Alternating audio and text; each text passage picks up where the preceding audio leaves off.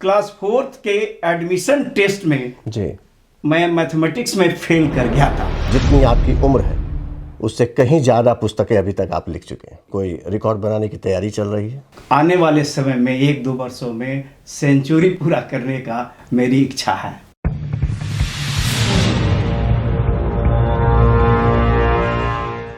नमस्कार, outlook initiative के इस खास कार्यक्रम खास मुलाकात में आप तमाम दर्शकों का बहुत बहुत स्वागत है और मैं हूं दिनेश आनंद।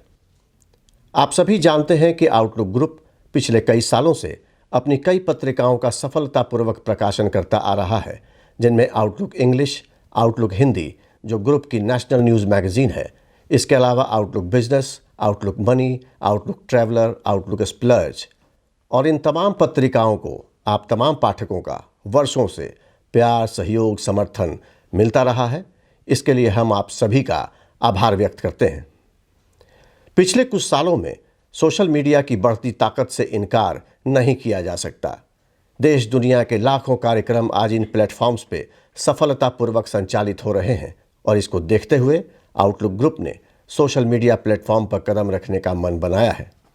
तो आइए आज के अपने विशेष मेहमान से हम आपका परिचय करवा दें। बिहार के जाने माने शिक्षाविद, पटना साइंस कॉलेज के पूर्व प्राचार्य और गणित की 70 पुस्तकों के लेखक प्रोफेसर केसी सिन्हा। सिन्हा साहब, आपका इस कार्यक्रम में बहुत बहुत स्वागत है। धन्यवाद। सबसे पहला एक सवाल कि जितनी आपकी उम्र है उससे कहीं ज़्यादा पुस्तकें अभी तक आप लिख चुके हैं, आपकी प्रकाशित हुई हैं, तो क्या हम ये मान कर चलें कि कोई रिकॉर्ड बनाने की तैयारी चल रही है? अभी तक हमारी 70 पुस्तकें बाजार में आ चुकी हैं। इसमें विभिन्न स्तर के पुस्तक हैं। जी। शुरुआत तो हमने किया था IIT कंपटीशन जी का जो बुक होता है उससे। जी। पहली किताब मेरी भारती भवन से आई जी। जो हिंदी में थी, लेकिन दूसरी किताब इंग्लिश में आई जी। और दूसरी से 10वीं किताब तक IIT कंपटीशन से रिलेटेड बुक्स आए, जिसमें इंटर का भी जी +2 का भी सिलेबस कवर्ड था और IIT कॉम्पिटिटिव एग्जाम का भी सिलेबस था जी। और उसी के पैटर्न के अनुसार ये किताब लिखा गया था जी। और ये किताब इतना पॉपुलर हो गया, हॉट केक के तरह पहले ही एडिशन का बच्चों में, स्टूडेंट्स में ये किताब जाने लगा और इस किताब के पॉपुलैरिटी को ध्यान में रख करके हमने ये डिसाइड किया कि और भी किताबें लिखी जाए। तो इसके बाद मेरी हिंदी में किताबें, जो किताबें इंग्लिश में थी जी, बिहार के बच्चों के लिए, मध्य प्रदेश के बच्चों के लिए या और हिंदी जी स्पीकिंग स्टेट्स जो हैं वहाँ के स्टूडेंट्स के नीड्स को ध्यान में रख करके हमने इन किताबों का हिंदी में भी पब्लिकेशन किया और उसके बाद धीरे धीरे किताबों की संख्या बढ़ती गई। जैसे जैसे डिमांड होते गया कि इस टॉपिक पर भी किताब आनी चाहिए, तो हम उस टॉपिक पर भी किताब लिखते गए। अभी हाल में एप्टीट्यूड टेस्ट की भी एक किताब आई है जो स्टूडेंट्स में काफ़ी पॉपुलर हुआ है और इसके बाद हमने नए सिलेबस पर BSc ग्रेजुएशन के लिए और पोस्ट ग्रेजुएशन के लिए भी किताबें लिखना शुरू किया। ग्रेजुएशन के लिए कुछ किताबें आ चुकी है, 6 किताबें अब तक आ चुकी है और पोस्ट ग्रेजुएशन के लिए BSc की और किताबें आएंगी और पोस्ट ग्रेजुएशन की भी सारी किताबें आएंगी। और आप ठीक ही कह रहे हैं कि आने वाले समय में 1-2 वर्षों में सेंचुरी पूरा करने का मेरी इच्छा है। बहुत बढ़िया। सिन्हा साहब, एक सवाल और कि ये जो जितनी पुस्तकें अब तक आपने लिखी हैं, जिसके आप लेखक हैं, तो ये सभी किताबें एक ही पब्लिकेशन से हैं या इसमें कई और पब्लिकेशंस भी हैं? नहीं, मेरी किताबें डिफरेंट पब्लिकेशन से है जी। पहली किताब मेरी भारती भवन जो बिहार का एक पॉपुलर पब्लिकेशन हाउस है जी, वहाँ से निकली थी।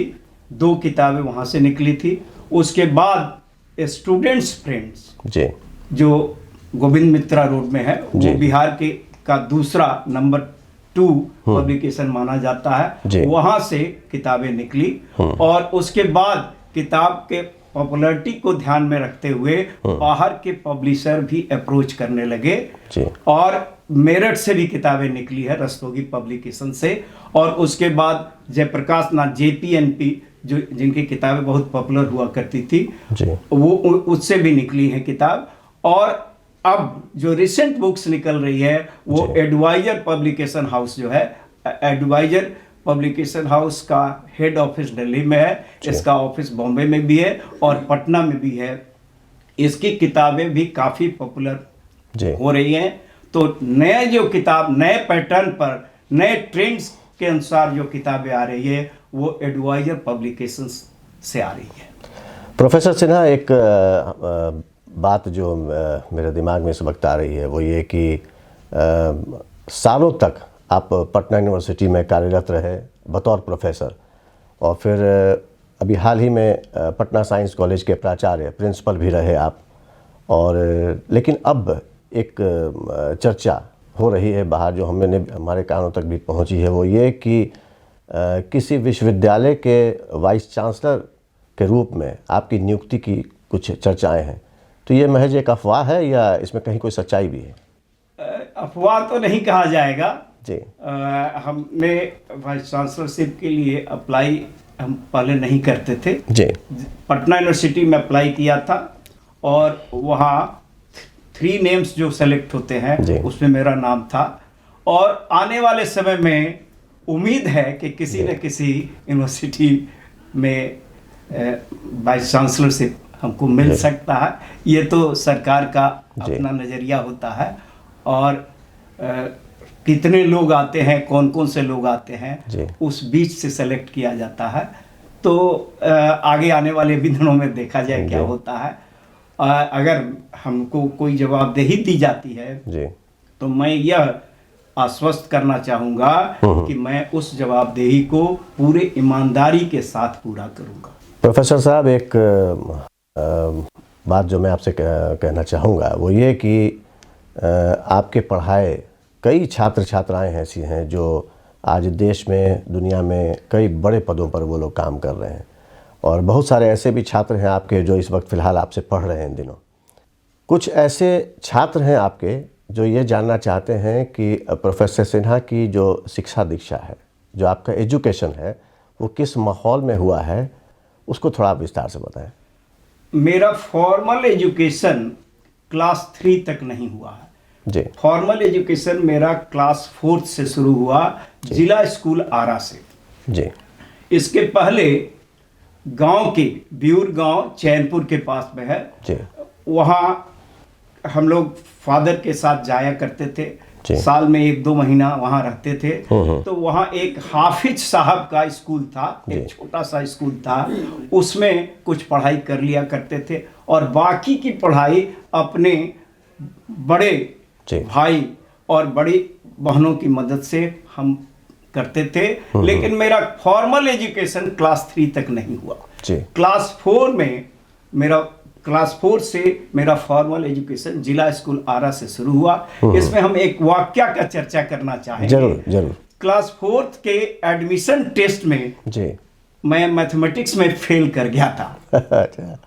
अगर इससे हमको एक धक्का लगा, और किसी इंसान के जीवन में अगर धक्का लगता है तो 2 बातें होती है, चाहे तो वो संभलता है जी। और आगे कोशिश करता है जी। या वहीं रुक जाता है जी। तो मेरे साथ ऐसा हुआ कि 1 हफ्ते के बाद कुछ सीट खाली रह गया। स्कूल में फिर अनाउंस हुआ, नोटिस निकला कि 1 महीने के बाद एक और एडमिशन टेस्ट होगा। हमारे पेरेंट्स, हमारे बड़े भाई और बहन हमको इनकरेज किए, प्रोत्साहित किए, और उन लोगों का कहना था कि जब दूसरे कर सकते हैं तो तुम क्यों नहीं कर सकते हो। तो उनके उत्साहित करने के चलते हम मैथमेटिक्स की तैयारी फिर से शुरू कर दिए और पूरा 1 महीना मैथमेटिक्स को हमने दिया, पूरे ईमानदारी से दिया, पूरे जी जान से दिया, और मैथमेटिक्स में हमारा इंटरेस्ट भी यहीं से डेवलप हो गया। और दूसरा जो टेस्ट हुआ उसमें हमको 100% 100 में 100 मार्क्स मैथमेटिक्स में आया, और यहीं से मैथमेटिक्स में हमारा इंटरेस्ट भी होने लगा और मेरी रुचि मैथमेटिक्स में हो गई। दोस्तों, अब वक्त हो चला है एक ब्रेक का। ब्रेक के बाद हम फिर वापस लौटेंगे और प्रोफेसर केसी सिन्हा के साथ इस चर्चा को आगे भी जारी रखेंगे।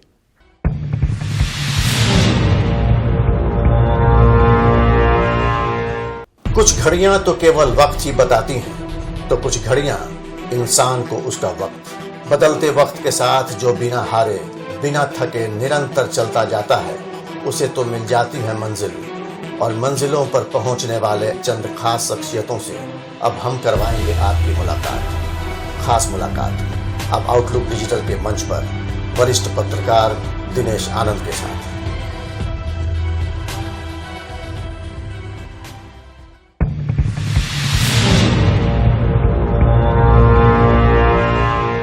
ब्रेक के बाद आप तमाम दर्शकों का एक बार फिर से बहुत बहुत स्वागत है और आज हम बात कर रहे हैं गणित के 70 पुस्तकों के लेखक प्रोफेसर केसी सिन्हा के साथ। प्रोफेसर सिन्हा, आपके पिता भोजपुर के आरा शहर के एक नामी वकील थे और काफ़ी बड़ा रुतबा था उनका अपने शहर में। आप पढ़ाई में काफ़ी अच्छे थे, आप चाहते तो प्रशासनिक सेवाओं में जा सकते थे, अधिकारी बनकर देश की सेवा कर सकते थे, लेकिन आपने टीचिंग प्रोफेशन को क्यों चुना? जैसा कि हमने कहा कि फोर्थ में एडमिशन टेस्ट के समय मैथमेटिक्स में हमारा इंटरेस्ट जग गया जी, और फोर्थ क्लास में स्कूल में हम सेकेंड आए। फिफ्थ क्लास एंड ऑनवर्ड्स हम अपने क्लास में पूरे सभी सेक्शन मिला करके टॉप करते लगे, फर्स्ट करते थे जी। हमारे क्लास के जो हमारे फ्रेंड्स होते थे जी, वो हमारे पास अपना प्रॉब्लम्स लेकर के आया करते थे, स्पेशली मैथमेटिक्स का जी जी, और उसको हम आसानी से सॉल्व कर देते थे जी। तो इस तरह से हमारा पढ़ाने का प्रैक्टिस भी हुआ और पढ़ाने में हमारा इंटरेस्ट जग गया और हमारी समझ से टीचिंग प्रोफेशन एक पायस प्रोफेशन है जी। टीचर अपना रोजी रोटी तो कमाता ही है जी, लेकिन समाज की भी सेवा करता है जी, क्योंकि समाज का प्रोग्रेस टीचर पर डिपेंड करता है। टीचर ही तो पढ़ाता है, वो आगे बन जा करके इंजीनियर, डॉक्टर, प्रशासक बनते हैं जी। तो हमारा इंटरेस्ट इसमें हो गया कि हम भी टीचिंग प्रोफेशन में जाएं, लेकिन हमारे पेरेंट्स चाहते थे कि इंजीनियर बने। उस समय इंजीनियर का क्रेज था जी। और प्री यूनिवर्सिटी मैट्रिक हम जिला स्कूल आरा से किए। उस समय 11th में बोर्ड हुआ करता था जी।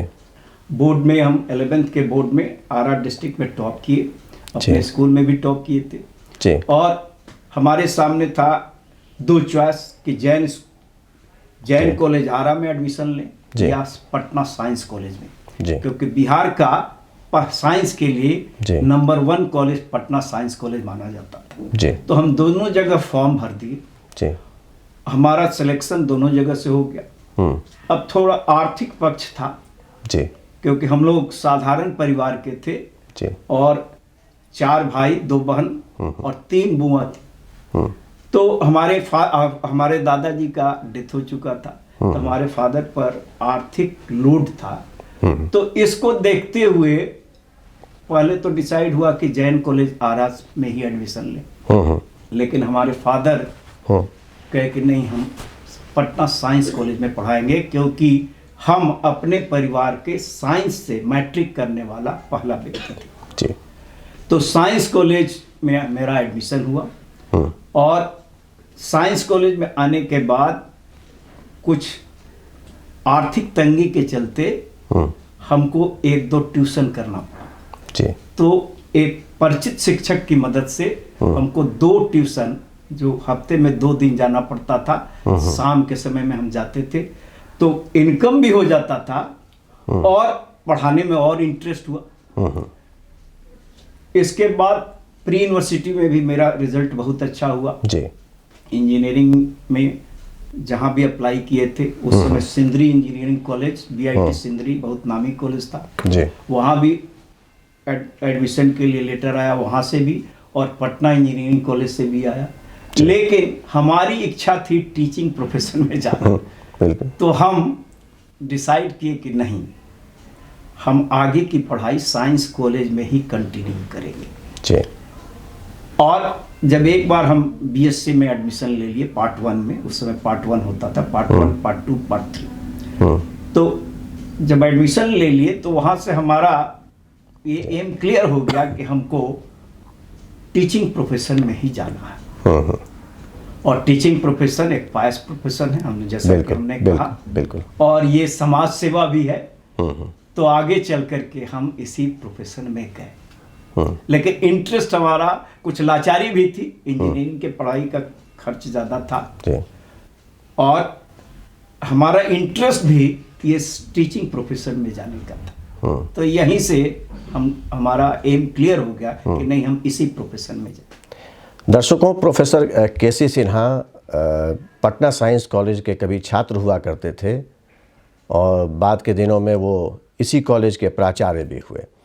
प्रोफेसर साहब, एक सवाल ये कि अभी जो कोरोना का जो दौर था, एक ख़तरनाक दौर से हम सभी लोग गुजरे हैं और सर्वाधिक नुकसान अगर किसी सेक्टर का हुआ तो वो है शिक्षा। तो ये जो शिक्षा के क्षेत्र में कोरोना के बाद से जो बदलाव आया है, तो ये जो नया स्वरूप है, उसको आप किस नज़र से देखते हैं? हम इसको पॉजिटिव नज़रिया से देखते हैं जी।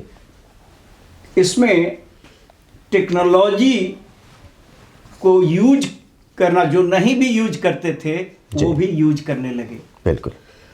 और ये उनकी लाचारी होगी। और अब हमारा मानना है कि ब्लेंडेड लर्निंग होना चाहिए। ब्लेंडेड का मतलब मिक्स्ड लर्निंग। कुछ पार्ट 20%, 30% ये ऑनलाइन टेक्नोलॉजी की मदद से होनी चाहिए, और फेस टू फेस जो ट्रेडिशनल टीचिंग का मेथड है, interactive, face to face interactive method जो क्लास में होता है, तो वो 70%, 80% जो भी पॉसिबल हो ये हो। यानी हमारा अब ये कहना है कि इसको हम पॉजिटिव नजरिया से देखें तो ये कोरोना का एक देन कहा जा सकता है कि टेक्नोलॉजी का यूज हम लोग नहीं करते थे, तो इसमें टेक्नोलॉजी का यूज होने लगा।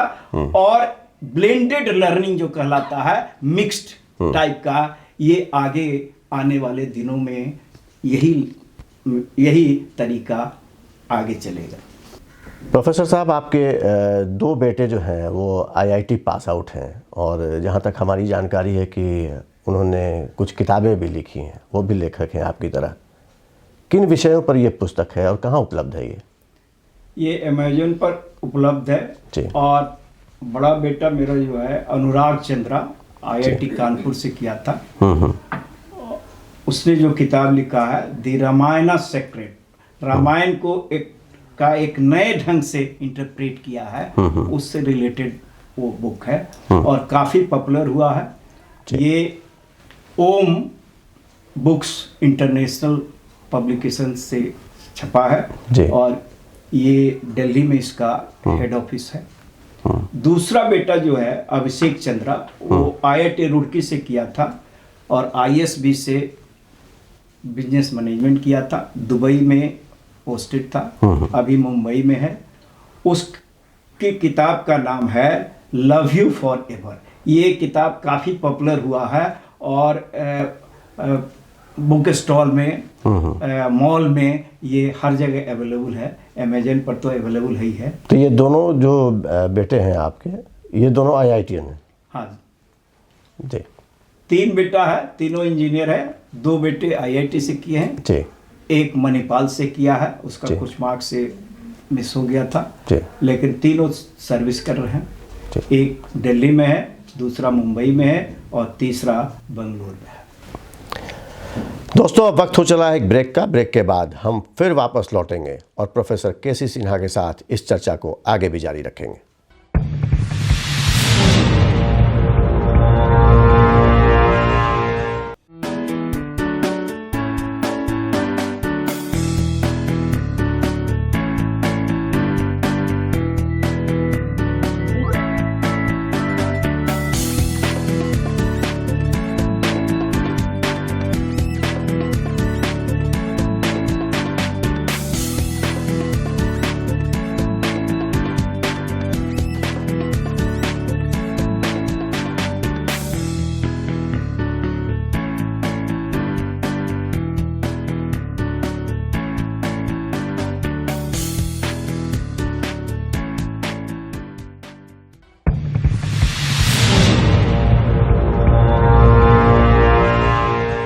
ब्रेक के बाद आप तमाम दर्शकों का एक बार फिर से बहुत बहुत स्वागत है और आज हम बात कर रहे हैं बिहार के जाने माने शिक्षाविद गणितज्ञ प्रोफेसर केसी सिन्हा के साथ।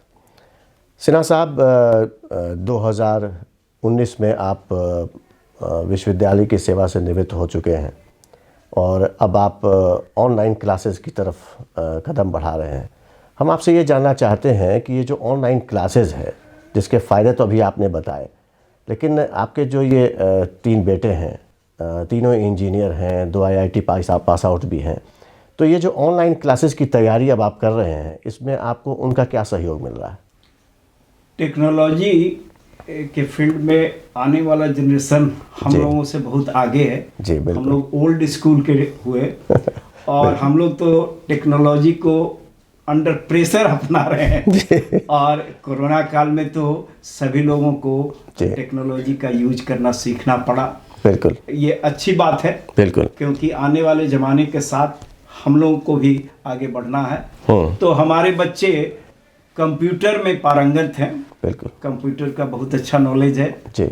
और वो जब हमारे यहाँ आते हैं तो हमको भी सिखलाते हैं जी। और हमारे बच्चे क्या, हमारा पोता भी हमको कंप्यूटर सिखलाता है और वो हमारे समझ से अपने फादर से भी आगे वो जनरेशन जाएगा। ये अच्छी बात है। बिल्कुल। प्रोफेसर साहब, आपकी जो सोशल मीडिया पर जो फ़ैन फॉलोइंग है वो काफ़ी ज़बरदस्त है, हमने देखा है। तो ये जहाँ तक हमारी जानकारी है कि आपके कोई पूर्ववर्ती छात्र हैं, नाम मुझे नहीं पता, उन्होंने आपके जीवन पर एक फ़िल्म भी बनाई थी। वो आपके जीवन पर फिल्म थी या किसी और विषय पे? नहीं, मेरे जीवन पर नहीं थी, लेकिन हमसे रिलेट करके उसने फिल्म बनाया है जी। और वो +2 स्टेज में जो बच्चे होते हैं, उस उम्र के बच्चे होते हैं जी, उनका लव अफेयर से रिलेटेड वो है जी। तो वो हमारे बुक का उसमें हर एक स्टेज में वो हमारे बुक की चर्चा करते हुए जी उसमें आगे बढ़ा है और इसलिए लोग कहते हैं कि आप पर फिल्म है। मेरे पर फिल्म नहीं है, वो उसका अपना है, लेकिन उसमें किताब की चर्चा बार बार वो करता है और वो काफ़ी पॉपुलर भी हुआ है जी। बहुत सारे लोग उसको व्यू करते हैं। और एक दूसरा भी आया है जी, जिसमें हमारे किताब से ही रिलेटेड है, लेकिन उसमें लड़कियों के शिक्षा से संबंधित है कि लड़कियों को पढ़ाना चाहिए और कहा ही जाता है कि एक बच्ची अगर शिक्षित होती है तो पूरा एक परिवार शिक्षित हो जाता है। तो उसमें इस कंसेप्ट को लेकर के चला गया है। एक दूसरा भी आया है जिसमें हमारी किताब की चर्चा करते हुए वो दिखलाया गया है कि बच्चियों को पढ़ाना चाहिए, चाहे परिस्थिति कुछ भी हो। बिल्कुल। प्रोफेसर साहब, एक बात हम आपसे जानना चाहेंगे कि जो आपका दौर था, अब आप रिटायर हो चुके हैं सेवा से, लेकिन एक बहुत लंबा जो दौर चला है, जिस तकनीक से आपने पढ़ाया है, छात्र सामने होते हैं, आप बोर्ड पर होते हैं, हाथ में चौक होता है, उससे आप लिख के दिखाते हैं, बताते हैं, समझाते हैं।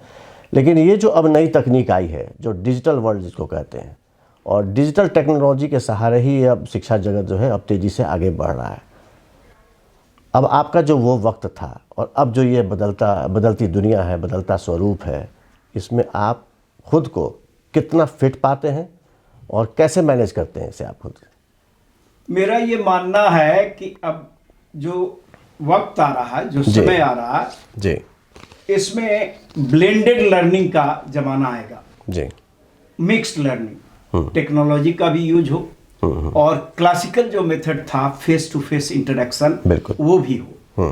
तो इसमें जो टेक्नोलॉजी का यूज किया जाता है तो इसमें बहुत सारे प्लस पॉइंट इसमें है। जैसे हम किसी फिगर को बोर्ड पर नहीं बना, 3 डायमेंशनल फिगर को हम बोर्ड पर नहीं समझा पाते, उसको इमेजिन कराना पड़ता है। लेकिन टेक्नोलॉजी की मदद से वो 3 डायमेंशनल फिगर भी बहुत आसानी से स्टूडेंट्स को समझाया जा सकता है। तो ये टेक्नोलॉजी का एक उम्दा यूज है और हमारे समझ से टेक्नोलॉजी का यूज भी करना चाहिए। और हमने कहा ही कि ब्लेंडेड लर्निंग सबसे एडवांटेजेस होगा।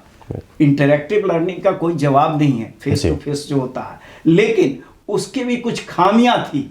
जैसे हमने कहा कि 3 डायमेंशनल फिगर्स को उसमें दिखलाना मुश्किल होता था, और टेक्नोलॉजी की मदद से 3 डायमेंशनल फिगर को हम आसानी से दिखला सकते हैं, तो इंटरेस्टिंग भी हो जाता है जी। और इसीलिए ब्लेंडेड लर्निंग को हम सपोर्ट करते हैं कि इसी पर आगे बढ़ना चाहिए। IIT JEE की तैयारी कर रहे जो छात्र हैं उनको आप क्या संदेश देना चाहेंगे ताकि उनकी जो राह है वो आसान हो सके? ये सवाल मेरा नहीं है, बल्कि हमारे कुछ दर्शक हैं, छात्र हैं, और आपको वो बहुत करीब से जानते हैं, वो चाहते हैं कि हम आपसे ये सवाल पूछें। IIT की तैयारी जो बच्चे कर रहे हैं जी, उसमें मेरा ये कहना है कि केवल हार्ड वर्क करने से सफलता हासिल नहीं होता, नहीं होती। मेरा ये मानना है हार्ड वर्क, स्ट्रॉन्ग विल, पक्का इरादा जिसको कहते हैं जी, आत्मविश्वास और सही रणनीति बिल्कुल को अगर अपना लिया जाए जी, तो निश्चित रूप से सफलता मिलेगी। और इस सफलता में आर्थिक तंगी, अभाव जी, रोड़ा नहीं बन सकता है। अगर आप में उत्साह है, आपका इरादा पक्का है, जी, तो निश्चित रूप से आप सफल होंगे। अगर और लोग कर सकते हैं तो आप क्यों नहीं कर सकते हैं? बिल्कुल। तो मेरा ये मानना है कि अगर आप कठिन परिश्रमी हैं, जी, आपका इरादा पक्का है, आप में आत्मविश्वास है और सही रणनीति अपनाते हैं, तो निश्चित रूप से आप सफल होंगे। घबराने की कोई जरूरत नहीं है, और जब जगो तभी सवेरा मांग करके तैयारी शुरू कर देनी चाहिए। बिल्कुल। सिन्हा साहब, बिहार में अच्छे शिक्षकों की कोई कमी नहीं है, बावजूद इसके बड़ी संख्या में जो बिहार के छात्र हैं उनका पलायन होता है, वो दूसरे राज्यों का रुख करते हैं। यहाँ तक कि पटना में जो कोचिंग सेंटर्स हैं, इनके कई होर्डिंग्स भी हमने पटना में देखे हैं सड़क पे, चौराहे पे, जिसमें ये लिखा होता है कि कोटा की पढ़ाई अब पटना में, ये उनके विज्ञापन में होता है। तो पटना कोटा कब बनेगा? मेरा तो ये मानना है कि कोटा में लिखना चाहिए कि पटना की पढ़ाई अब कोटा में। अगर जी, आप डाटा पर जाएंगे जी, तो कोटा में पढ़ने वाले स्टूडेंट्स भी बिहार के होते हैं, यूपी के होते हैं जी, ज्यादातर स्टूडेंट्स, और पढ़ाने वाले शिक्षक भी बिहार के ही होते हैं। जी, तो जब स्टूडेंट्स और शिक्षक दोनों बिहार के हैं, यूपी के हैं, तो क्यों नहीं पटना में ही अच्छी पढ़ाई हो सकती है। 2000 की बात हम करते हैं, 2000 में 9 students out of 50, first 50 students in competing in IIT, 9 students Bihar और झारखंड के थे, और वो यहीं के पढ़ाई से ये रैंक लाए थे। हम आपको नाम भी बतला सकते हैं, किस स्कूल के थे वो भी बतला सकते हैं, कहाँ पर अभी वर्क कर रहे हैं ये भी बतला सकते हैं। तो जब यहाँ की पढ़ाई इतनी अच्छी है तो बाहर जाके के पढ़ाई क्यों किया जाए?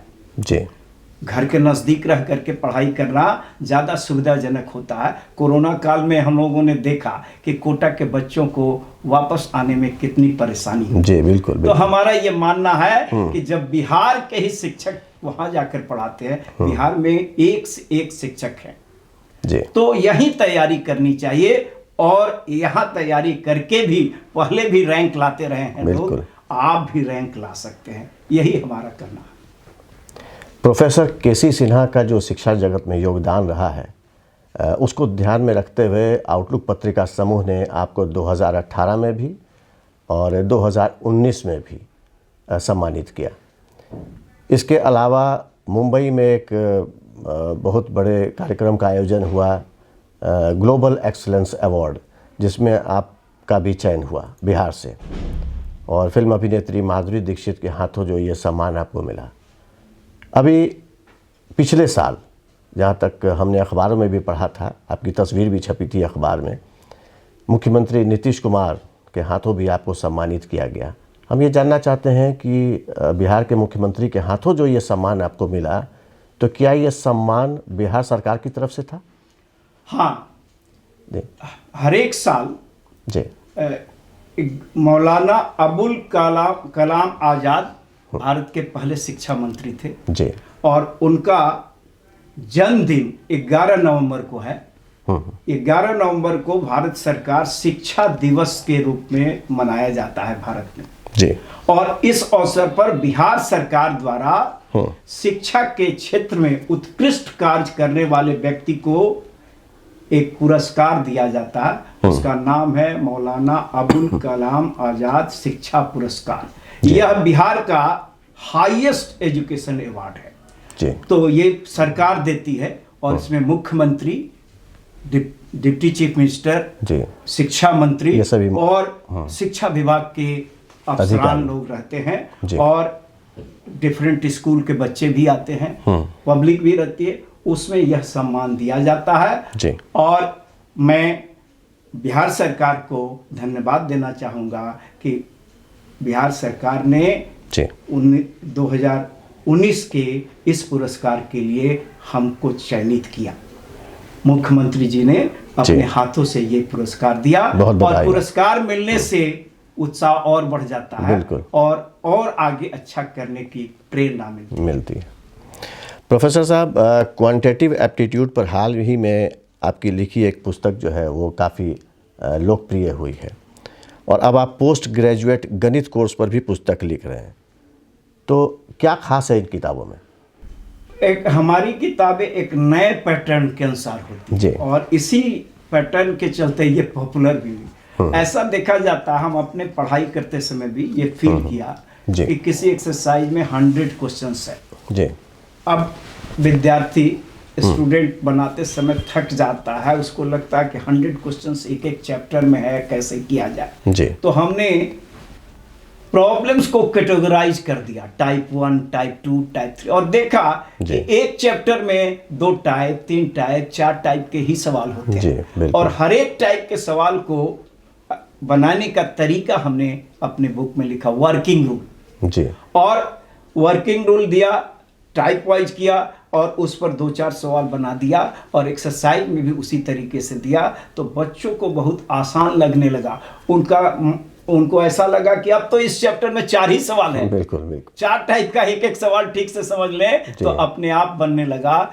तो ये बच्चे इस किताब को काफी अपनाने लगे और हमारा भी उत्साह बढ़ने लगा। हम आगे ग्रेजुएशन की भी किताब इसी पैटर्न पर है और पोस्ट ग्रेजुएशन की भी किताब इसी पैटर्न पर आ रही है जी। दोस्तों, अब कार्यक्रम की समाप्ति का वक्त हो चला है। उम्मीद करता हूँ आपको आज का हमारा ये कार्यक्रम पसंद आया होगा।